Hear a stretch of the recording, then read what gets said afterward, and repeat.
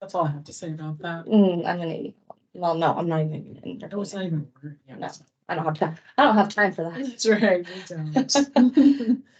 Okay. All right. I think we're recording. Are we recording, Scott?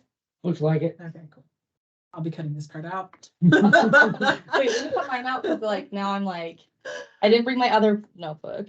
And now I'm like, what did I write in there? And does it even make sense? But it's fine. I can remember a little bit what I wrote in Do there. you need time to write down like a couple of notes?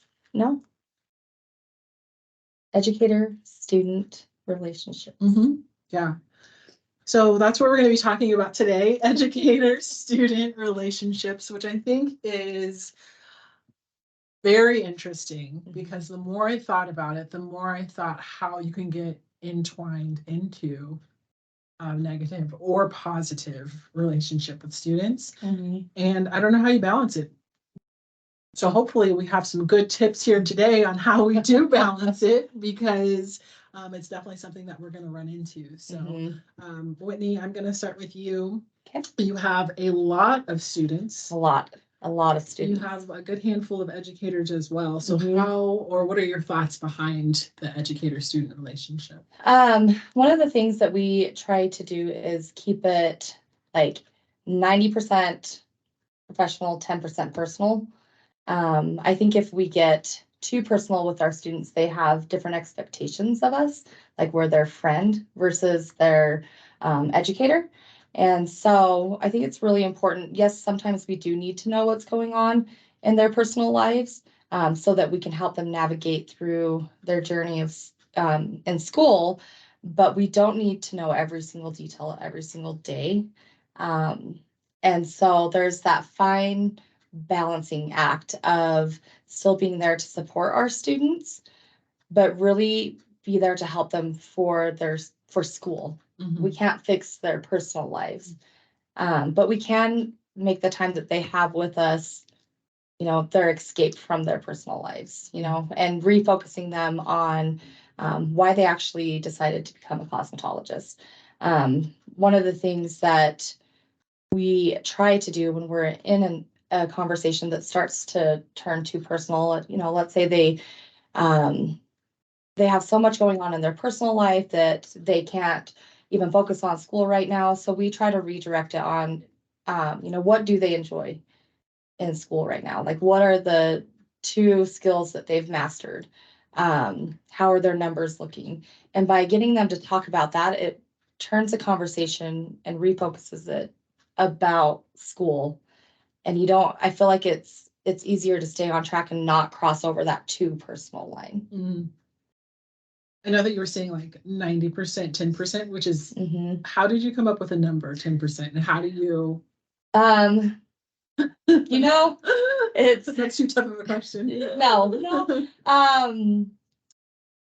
I would say, like, just when I think back on previous conversations I've had over the years, if the majority of the conversation is personal life stuff, I don't get the outcome that I want with the student. But if I'm able to make the majority of the conversation more about them and their school, I get the outcome I want most of the time.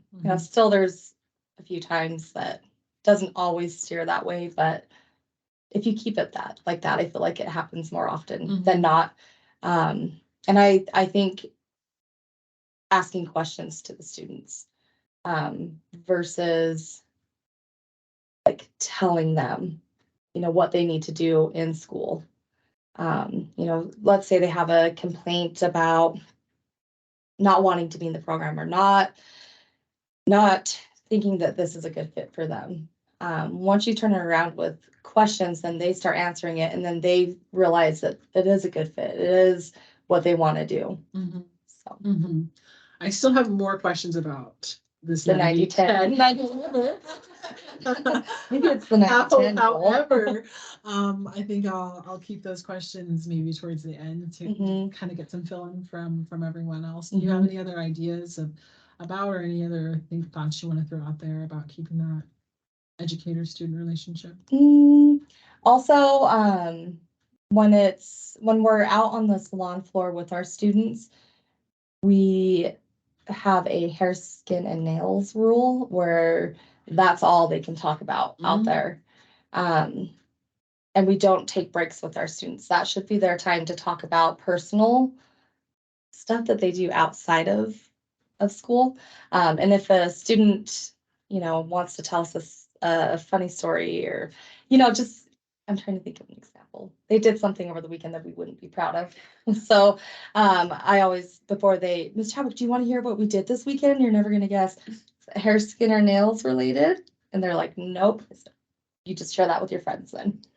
So we have the hair, skin, and nails comment that we use a lot. Or if we hear them talking about something that's inappropriate, guests don't need to hear what you guys did over the weekend and stuff. We just say, hey, is that hair, skin, or nails? And it just redirects them. So. That's good. Scott, I'm gonna move on to you. Same question, educator-student relationship. And I guess before you answer that question, what does that mean? Why is this even an important topic? Well, I mean, it means a lot of things, actually. I mean, like when I was in the service, right? You can't date a chief. You're not supposed to have a relationship with an officer because of fraternization, right? And it just leads to single amount favoritism. It leads to favoritism. So you don't, I mean, that's just a big thing. I mean, we've been learning about educator and student relationships ever since we were in preschool. It's not a good deal. I mean, you're gonna have a relationship, obviously, but it needs to stop at a point. And so, you can get advice from an educator. That doesn't mean you have to be their mom and their dad, right? The way I was doing it a long time ago is because I've been a loner my whole life. Getting in front of students and stuff, it's like, how do I do this, So I just treat them like they're my sibling, because I don't necessarily want to correct them, but I want to give them information so they do well, So really, I just kind of bring them down to my level and use the golden rule. And if you do that, I mean, you don't have to be buddies with them if you do that, because they're not looking for friends. They're looking for, a mentor or somebody to help them through. And so to me, it's just being more personable to them. And I mean, you're going to get those students that want to yak at you and tell you everything about their life. And you need to listen, but you don't necessarily have to give them advice. You're like, and I understand where you're coming from, but I don't know if I'm the right person to give you advice for that. I got to sit here with you for the next 18 months. And you might not like what I have to say to you. And if they don't like what they have to say to you, then that's kind of weird for the next 6 weeks, until they, I mean, you got to have that relationship. There has to be a relationship there, and it has to be a good, friendly relationship and a compassionate relationship, but you don't have to be friends. It's going to be more like a family type situation where your interest is making sure they do well, but you're not there to really play mom and dad role, or even wife or best friend. That's not our job. No, I can't be your best friend. That's way too much work. I know you were saying, especially the part in there about the loner kind of stuck out to me. Because I think that both vice versa, we have instructors who might be the loner going into that situation. And we have students who might be the loner. Absolutely. And so they're probably looking for people to have those conversations with. So how do we balance out, that this might be the only time I get to talk to anybody, and it's like forced interaction. How do we balance somebody who might be a little bit more of that loner style who's thrown into? You got to find some common ground. What do you have in common with this guy? And if you could do it HVAC wise or work wise, it's why they're here. So if you can find some kind of common ground with him, you can get into him and you can start talking to him about it, whether it just be you and him at first. And then eventually he's like, oh yeah, I did that. Because this guy did it. Now he's going to talk about what he did. And a lot of times I see him start to break out. I got one student right now, Freddie. He couldn't be 12 years old. It just looks young. Didn't know anything. But I see him gradually just getting better. And it's just because we take the time to see, hey man, how you doing? How's school going? But we're not over there, hey, what did you do last night? You guys have fun last night? I come in and I ask all my students, what did you guys do for work yesterday? What'd you do for work yesterday? Did you go fix a boiler? What did you do? You know, you gotta get something to talk about, that's all. If you can find something they can talk about it. I mean, Tony, he doesn't seem like a guy that won't talk a lot, but if you give him something to talk about, talks all day long. I'm gonna ask the same question, JP, just kind of your thoughts on why is having this conversation important? Why is it necessary? Educators, teachers, student boundaries. Because you have to set the boundaries, because they do look at you as a role model, but a lot of times they want to be accepted. And I think if they know that we accepted them into our lives, then I think that some of those students don't get that acceptance. And so that's where you really have to draw the boundaries. I see it a lot with the work studies on campus, because they will not pick on people, but they'll pick a certain person and kind of latch onto them. And you have to be very careful with that, because they do become friends, or they do get special treatment by that staff or faculty member. And it's difficult, because then they're always with that one person. So, and I'm not trying to be mean about the work studies, but I've noticed that a lot with the work studies that we get on campus. They'll only work for their supervisor, or they're always drawn to their program. So you still have to have those boundaries even for the work studies. I love that you said that they're looking to be accepted, because I think that's the key bit of information when we're talking about building those boundaries or the relationship, because we do have to have the relationship, and they are coming to you for everything. Am I good at my job? Am I going to be good at this career? Am I good at life? And I'm wondering if, going back to the 90-10, how do you balance those? I'm still trying to figure out. I treat everybody the same. I pick on everybody equally. And I tell them that from day one, you will be picked on. I said, if you have a problem with it, come and talk to me. I said, but we have a fun relationship. And that's how we can banter back and forth. It's professional, we're not digging on them or doing anything like that, but we treat everyone the same exact way. So then that way they know, oh, that one's getting picked on. Oh, it's my turn. So then that way everybody knows that they're all treated the exact same. How did you get to the point where you're treating everyone the exact same way? Like, what do you have in place for a new instructor who's coming in, and you have that student who's like, hey, Ms. Prather, like, hey, how are my grades? How am I doing? You've got that one student who's in your face all the time, and all of you're going to have that one student versus the student who's in the back not saying anything. So I try to pull that one student in the back out a little bit more of their shell. I call them all goofy goobers, because if I can relate to a TV show that they have watched growing up, because they're all younger than me. They're all younger than my kids. But if I can, pull out that type of connection with them, then they're like, oh, they'll start singing "We're the Goofy Goober" song. And then they kind of pull. That's an actual. Yeah, SpongeBob. Uh-huh. Watch it. But then they can pull the rest of those quiet students out, and they can click with that.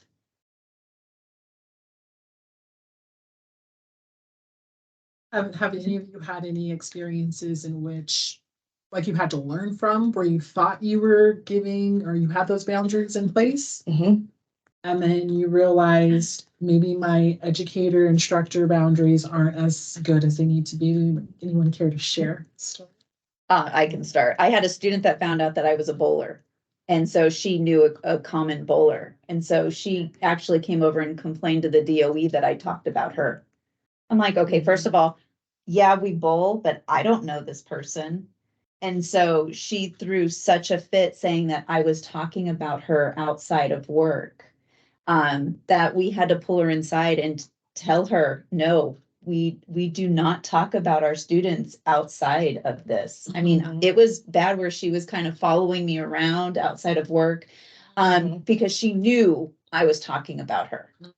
And that's when we had a night class. So it was hard because we would leave here at 11 and there'd be some times where she would be a night student and she would try to follow me around and do stuff. So yeah. Sorry. Leave that part out, but. No, that's good information, because I think that when we're having this discussion about the boundaries, it Mhm. sounds easy. Mhm. You know, of course you need boundaries. Mhm. Of course you need the relationship to be professional, but how easy it is to get pulled into Mhm. a conversation or gossip. And I like some of the things that you have, like legit skin, hair, and nails. Mhm. Mhm. Like that's an actual turn the subject right Mhm. now. But I know that you had to have gone through some things. Oh, yeah. Yep. Oh. I mean, I remember this was quite a few years ago, a long time ago. But I was just having a bad day, and a student caught me when I was by myself, and are you okay? And it just at that moment, somebody, whoever was going to ask me, are you okay, was going to get the full story. And it unfortunately was a student. And it was like her very first month there at the school. And so I still had 12 more months of her thinking that because I opened up to her that one time, that I was going to be her best friend and bend the rules for her and all sorts of stuff. And so it was very challenging for the next 12 months Mm, to try and pull out of that, because that just one moment of having a bad day and you're the first person I saw and I'm just going to let it all out. And yeah, so I learned my lesson really quickly on that one. And then I think it comes down to like, all of our students are going to have some major life things happen. And we do have to be there to support them. Um, but sometimes that can turn into more like a friendship, mhm. and they look towards that. And then, 2, 3 months down the road, they're not following the rules, they're not getting back on track. And it's hard to be their educator at that point. They think of you as a peer and not as an educator. So why would they give you the respect and listen to you? Because you were such a prominent figure in their life at that time. And then you try and pull back from it, and they're still like, nope, we're peers now. Like you walked through this with me. Which, there's that balance of helping them through that moment, but not getting in too deep. And I guess I don't know how to explain how to not get in too deep. Hmm. What you do for one, you do for the other. Yeah, you have to just, every single student's treated the same, and so you can't go above and beyond, because the second you do that is when it flips. And then it takes months to get back, sometimes a year, and it just spreads to other students. And Do you all have any hesitations, or how do your students able to contact you when it comes to those boundaries? We're still talking about, it's easy to set it up when we're in class, Mhm. but if I'm your student, I Mhm. need to be able to get a hold of you. So Mhm. what means have you left open for your students to be able to contact you? All. Email? Mhm. That's the only thing I give Mhm. them. Yep. Every once in a while, maybe an extern, because I can't get a hold of them. The only way I can get a hold of them is texting them. And I hate to do it, but if I'm Mhm. struggling getting a hold of a student on externship, I will text them. I give all my students my phone number. Call me if you got some issues, but I also tell them, call me if you're out there and you're in the field and you need issues, you better call me. Mhm. Because sometimes they don't want to call their boss. I will call my And boss. I do not, I I tell get the it. students, do not reach out to Miss Kemp. Because she's part-time. When she clocks out, that's her time. If you have a concern or a question, you email me. And I answer my emails until 9. And then I will either get back to you in the morning, or if it's the weekend, if I have cell service, I will respond, but they're only to reach out to me. And that's just because she's hourly part-time and I don't want her, having to worry about if she gets an email from a student. Mhm. I do think that that's interesting that you said you gave your students all of them. but I'm also looking at the types of Mhm. students. Yeah. So what would your students text you for versus what would Yeah. your students Oh, text you yeah. for? Mine Yours- they usually only text me if they're gonna be late.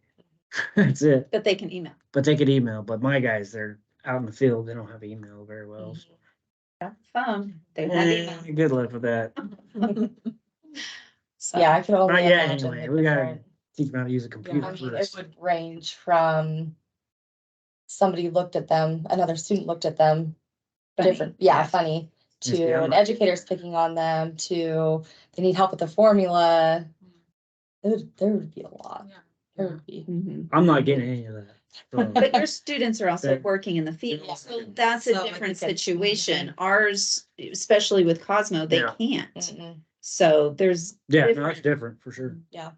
but again, it's a boundary thing. And you have to keep that, because in the past, I did give my phone number Right. out. And they thought it was more of a friendship type of thing, and then I'm like, no. But we were told to, we had to put it in the syllabus back then, because that's how the students would contact us. I tell them, don't call So- me if you're drinking at the bar because I ain't coming.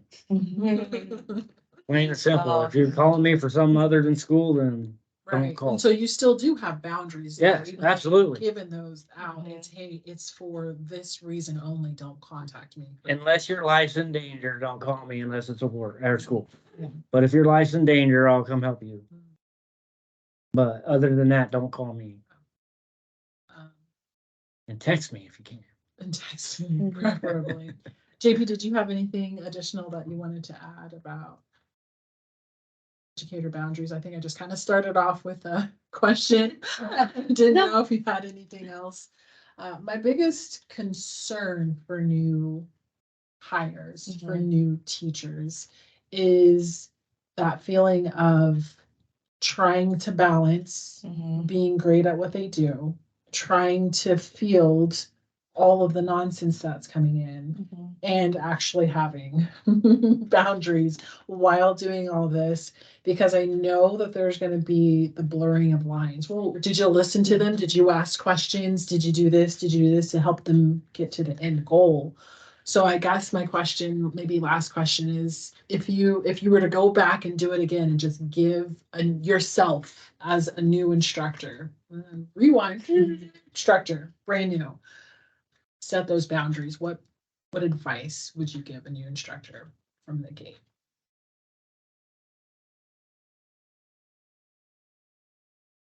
Honestly, being able to sit in on those conversations from the get-go.